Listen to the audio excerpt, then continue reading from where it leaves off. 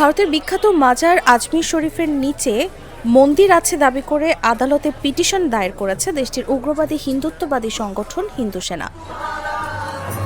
চলতি বছরের সেপ্টেম্বরে এই পিটিশন দায়ের করার পর আজমিরের একটি আদালত দাবিটি খতিয়ে দেখার নির্দেশ দিয়েছে।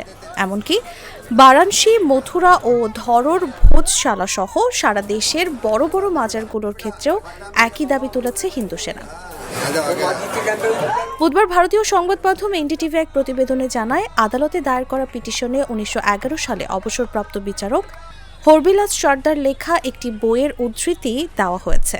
এতে বলা হয়েছে, আজমির শরীফের চারপাশে হিন্দু ধর্মের মৃৎশিল্প ও খোদাই রয়েছে। ওই বইয়ে দাবি করা হয়েছিল, শিব মন্দিরের ধ্বংসাবশেষ দিয়ে দরগাটি তৈরি করা হয়েছে ও এটির সবচেয়ে পবিত্রতম জায়গায় এখন একটি জৈন মন্দির রয়েছে। মাত্র দুদিন আগে উত্তরপ্রদেশের সাম্ভালে মসজিদের নিচে মন্দির থাকার দাবিতে জরিপ চালানো নিয়ে ব্যাপক সংঘর্ষ হয়। এতে ৩ মুসলিম সহ ৬ জন নিহত হয়েছে। এমন পরিস্থিতির মধ্যে এবার রাজস্থানের আজমিরে অবস্থিত এই বিখ্যাত দরগাতে মন্দির রয়েছে কিনা তা খতিয়ে দেখার নির্দেশ দিলেন স্থানীয় আদালত। এ বিষয়ে পরবর্তী শুনানির জন্য দিন ধার্য করা হয়েছে ২০ ডিসেম্বর।